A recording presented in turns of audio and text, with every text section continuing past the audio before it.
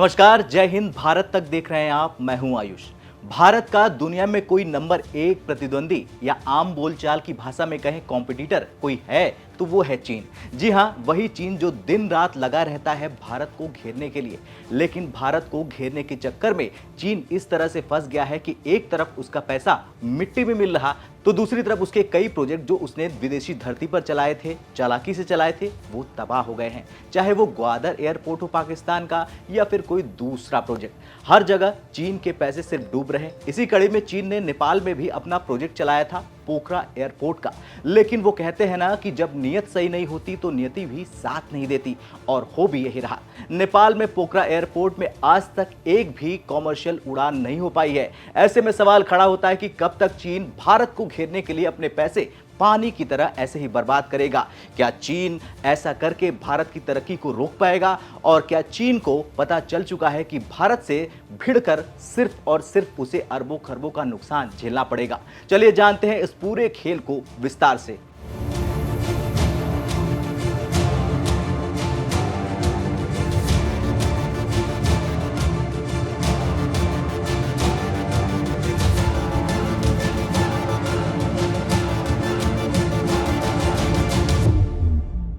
दरअसल नेपाल एक ऐसा देश है जो हमेशा से भारत और चीन के बीच बैलेंस बनाने की कोशिश करता रहा है, लेकिन अब चीन की बड़ी चाल का शिकार नेपाल बन चुका है। पोखरा इंटरनेशनल एयरपोर्ट, जिसे चीन ने नेपाल के लिए एक गेम चेंजर बताया था, पूरी तरह से फेल हो गया है। जी हां, नेपाल का पोखरा इंटरनेशनल एयरपोर्ट, जिसे चीन ने बेल्ट एंड रोड इनिशिएटिव यानी बीआरआई के तहत बनाया था, अब पूरी तरह से असफल साबित हो रहा। न फ्लाइट आ रही, न मुनाफा हो रहा, और नेपाल भारी कर्ज के जाल में फंसता जा रहा। वैसे नेपाल में पोखरा एक महत्वपूर्ण टूरिस्ट डेस्टिनेशन है। यहां हर साल लाखों लोग आते हैं, खासकर ट्रैकिंग और हिमालयी नज़ारों के लिए। लेकिन पुराने एयरपोर्ट की क्षमता सीमित थी। इसी वजह से नेपाल सरकार ने 2016 में चीन के साथ एक समझौता किया और पोखरा इंटरनेशनल एयरपोर्ट का निर्माण शुरू हुआ। इसकी कुल लागत 22 अरब नेपाली रुपए यानी करीब 215 मिलियन डॉलर है। इसका निर्माण चाइना की CAMC इंजीनियरिंग कंपनी ने किया। बात फंडिंग की करें तो चीन के EXIM बैंक ने 75% पैसा कर्ज के रूप में दिया और इसका उद्घाटन तो 1 जनवरी 2023 को ही हुआ था। और तब नेपाल ने सोचा था कि ये एयरपोर्ट देश की अर्थव्यवस्था को बढ़ावा देगा, लेकिन अब ये एक सफेद हाथी ही बना रह गया है। ऐसे में सवाल ये है कि पोखरा एयरपोर्ट क्यों हुआ फेल? दरअसल यहां अब तक कोई इंटरनेशनल फ्लाइट नहीं हुई है, यानी कि एयरपोर्ट तो इंटरनेशनल ही है, लेकिन यहां अंतर्राष्ट्रीय फ्लाइट नहीं आ रही। और तो और नेपाल एयरलाइंस ने ही अपने फ्लाइट ऑपरेशंस को रोक दिया है। इंडिया, यूरोप, मिडिल ईस्ट से कोई बड़ी एयरलाइन यहां अब तक ऑपरेट नहीं कर पाई है। एयरलाइंस ने कहा है कि यहां यात्रियों की संख्या इतनी ज्यादा है कि मुनाफा हो सकता है।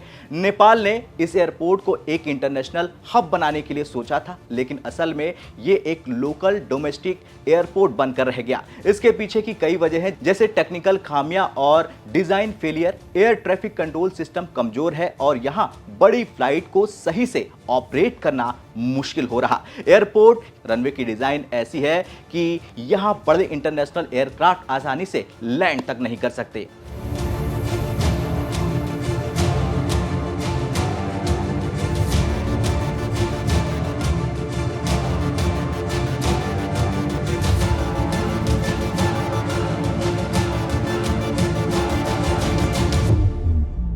ऐसे में बड़ा सवाल खड़ा होता है कि क्या कर्ज के जाल में चीन ने नेपाल को फंसा दिया है? जवाब तो आपको भी पता होगा। सोचिए, चीन ने पहले नेपाल को 22 अरब नेपाली रुपए का कर्ज दिया और अब नेपाल इस कर्ज को चुकाने के लिए संघर्ष कर रहा। नेपाल को हर साल 3.5 अरब नेपाली रुपए सिर्फ लोन चुकाने के लिए देने होंगे, लेकिन एयरपोर्ट से कमाई नहीं हो पा रही, इसलिए नेपाल सरकार ने पैसे वापस नहीं दिए। नेपाल अब इस कर्ज को टालने की कोशिश कर रहा, लेकिन चीन प्रेशर बना रहा। ये डेट ट्रैप डिप्लोमेसी यानी चीन का वही पुराना खेल है जिससे श्रीलंका, पाकिस्तान और कई अफ्रीकी देश पहले से ही फंस चुके हैं। चीन हमेशा नेपाल को अपनी रणनीतिक योजना में शामिल करना चाहता था। पोखरा एयरपोर्ट की स्ट्रिंग ऑफ पल्स पॉलिसी का हिस्सा था, जिससे वो दक्षिण एशिया में अपनी पकड़ मजबूत करना चाहता था। नेपाल को कर्ज में डालकर उसे अपने इशारों पर चलाना चाहता था चीन। भारत के प्रभाव को कमजोर करना चाहता था चीन।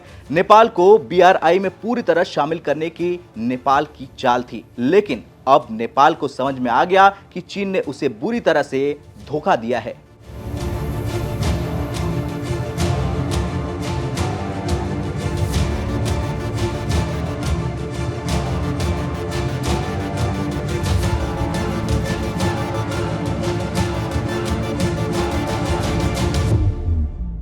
नेपाल में चीन के खिलाफ गुस्सा क्यों बढ़ रहा है, ये भी जान लेते हैं और पूरी तरह से समझ लेते हैं। दरअसल नेपाल में अब जनता चीन के खिलाफ विरोध करने लगी है। नेपाली सरकार ने अब कहा है कि BRI के तहत लिए गए कर्ज वापस नहीं देंगे। नेपाल के पूर्व प्रधानमंत्री पुष्पदहल प्रचंड ने साफ किया है कि नेपाल चीन के डेथ ट्रैप में नहीं फंसने वाला है। लेकिन जब से KP शर्मा ओली ने सत्ता संभाली है, तब से नेपाल में चीन हर समय खेल कर रहा। वैसे अब नेपाल भारत और अमेरिका के साथ अपने संबंध को सुधारने में जुट चुका है। ये चीन के लिए एक बड़ा झटका है, क्योंकि नेपाल को वो पूरी तरह से अपने कंट्रोल में लेना चाहता था।